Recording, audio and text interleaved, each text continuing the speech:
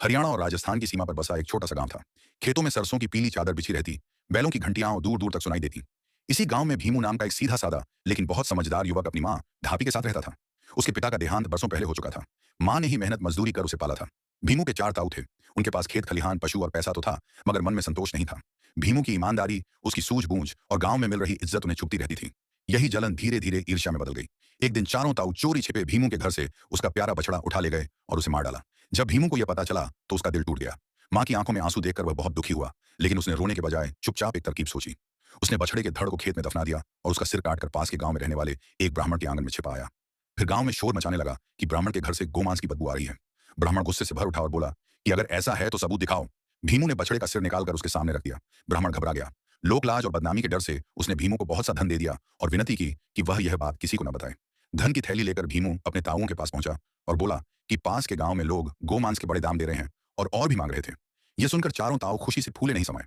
लालच में आकर उन्होंने भी अपनी अपनी गाय मार डाली और मांस लेकर पड़ोसी गांव पहुंचे। लेकिन जैसे ही गांव वालों ने उन्हें गाय का मांस लिए देखा, लाठियां चल पड़ी। चारों की खूब पिटाई हुई और वे अपमानित होकर लौट आए। गुस्से और बदले की आग में ताऊओं ने भीमू की झोंपड़ी में आग लगा दी। झोंपड़ी जलकर राख हो गई। भीमू और उसकी मां खुले आसमान के नीचे आ गए। मां के बहते आंसू देखकर भीमू के मन में फिर से बदला नहीं, बल्कि एक नई चाल सूझी। उसने जली हुई झोंपड़ी की राख इकट्ठी की और दूसरे गांव में जाकर आवाज लगाने लगा कि यह आंखों का सुरमा है, जिसे लगाने से छिपा धन मिल जाता है और जिनका ब्याह नहीं हुआ होता उनका जल्दी हो जाता है। लोगों की आस्था ऐसी थी कि हाथों हाथ एक थैली बिक गई। बाकी राख उसने छिपा दी। फिर वह ताऊओं के पास जाकर बोला कि उसकी झोंपड़ी की सारी राख बिक गई। ताऊ हैरान रह गए। जब उसने पैसे दिखाए तो उनका लालच फिर जाग उठा। उन्होंने सोचा कि बड़ी झोंपड़ी की राख तो और भी ज्यादा बिकेगी। चारों ने अपने अपने घर जला डाले और राख लेकर उसी गांव की ओर चल पड़े। लेकिन जैसे ही उन्होंने सुरमे वाले का नाम लिया, गांव वालों ने उन्हें पहचान लिया और फिर से लाठियां बरसीं। चारों अधमरे होकर लौटे। अब ताऊ पूरी तरह बौखला गए। उन्होंने भीमू को मार डालने का निश्चय कर लिया। उसे रस्सी से बांधकर नदी किनारे छोड़ आए और खुद घर जाकर खाना खाने लगे। उधर से एक सौदागर गुजरा। उसने भीमू को बंधा देखा और कारण पूछा। भीमू ने कहा कि उसके ताऊ उसकी शादी जबरन एक बहुत सुंदर लड़की से कराना चाहते हैं, इसलिए उसे बांध दिया गया है। सौदागर लालच में आ गया और बोला कि वह उस लड़की से शादी कर लेगा। मौका पाकर भीमू ने सौदागर को रस्सी से बांध दिया और उसका घोड़ा लेकर वहां से चला गया। थोड़ी देर बाद ताऊ ने अपने नौकर को आदेश दिया कि वह भीमू को नदी में फेंक आए। नौकर ने अपने रिश्तेदार से यह काम करवा दिया।